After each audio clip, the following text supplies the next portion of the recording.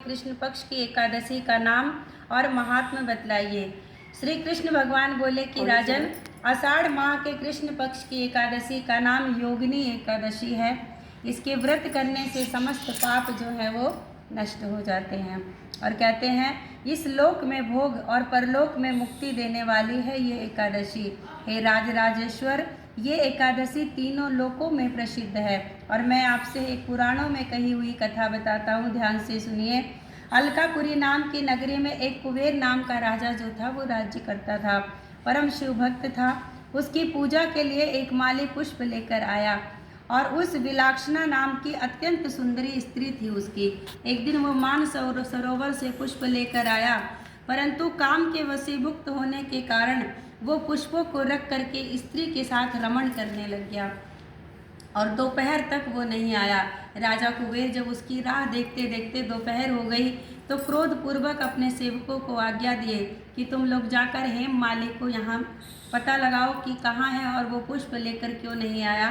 तब यक्षों ने उसका पता लगाया तो वो कुबेर के पास आकर कहने लगे कि राजन, वो माली अभी तक अपनी स्त्री के साथ रमण कर रहा है। यक्षों की इस बात को सुनकर कुबेर ने हेम माली को बुलाने की आज्ञा दी।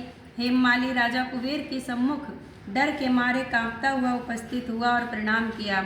उसको देखकर राजा कुबेर को महान क्रोध आया और बोला कि पापी, महानीच कामी, तूने मेरे पूजनीय ईश्वरों के भी ईश्वर भगवान शिव का निरादर किया है। इसी से मैं तुझे श्राप देता हूँ कि तू स्त्री का वियोग भोगेगा और मृत्यु लोक में जाकर के कोढ़ी बन जाएगा। कुबेर के श्राप के प्रभाव से उसी क्षण वो स्वर्ग से पृथ्वी पर आ गिरा और कोढ़ी हो गया।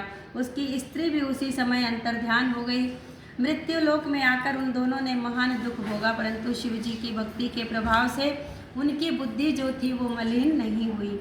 वो हिमालय पर्वत की ओर चल दिया और चलते चलते मार्कंडे ऋषि के आश्रम में आ गया।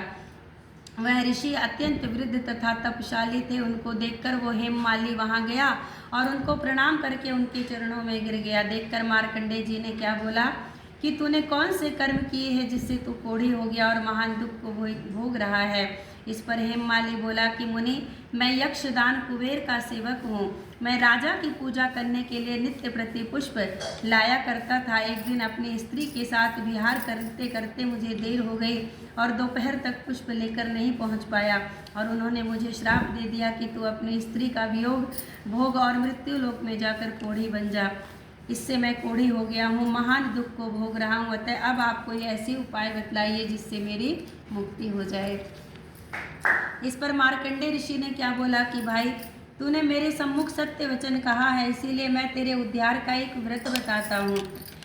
यदि तू आषाढ़ माह के कृष्ण पक्ष की योगिनी नाम की एकादशी का विधि पूर्वक व्रत करेगा तो तेरे समस्त पाप नष्ट हो जाएंगे। इस पर हेममाली बहुत प्रसन्न हुआ और मुनि के वचनों के अनुसार योगिनी एकादशी का विधि पूर्वक व्रत किया।